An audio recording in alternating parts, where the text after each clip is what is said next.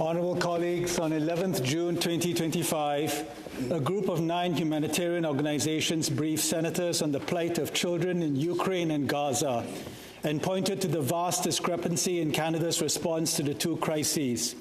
They urged senators to do more to draw attention to atrocities in Palestine and to encourage the Canadian government to take stronger action in support of Palestinian children.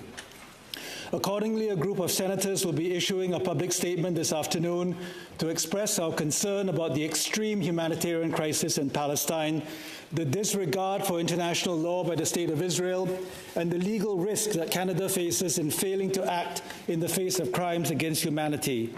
The facts on the ground are horrific.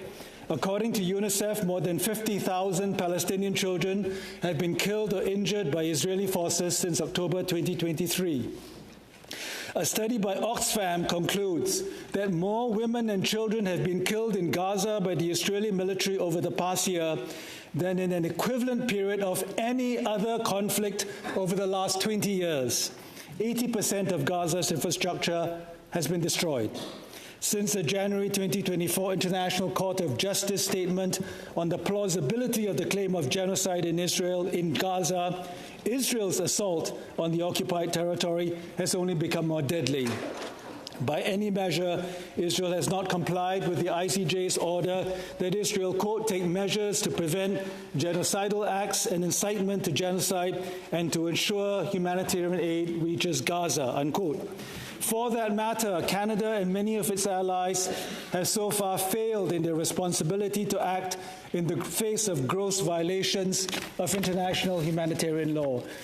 We applaud Canada's recent statements condemning Israel for the denial of humanitarian assistance to Gaza, the imposition of sanctions against 2 Israeli ministers, and our vote in the UN on the protection of civilians.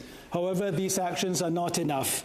The statement calls on Canada to do more, specifically to protect and fund humanitarian relief in Gaza, impose a 2-way arms embargo in Israel, end Canadian involvement in illegal Israeli settlements, address anti-Palestinian racism, and protect freedom of expression in Palestine, recognize the state of Palestine, and review the Canada-Israel Free Trade Agreement.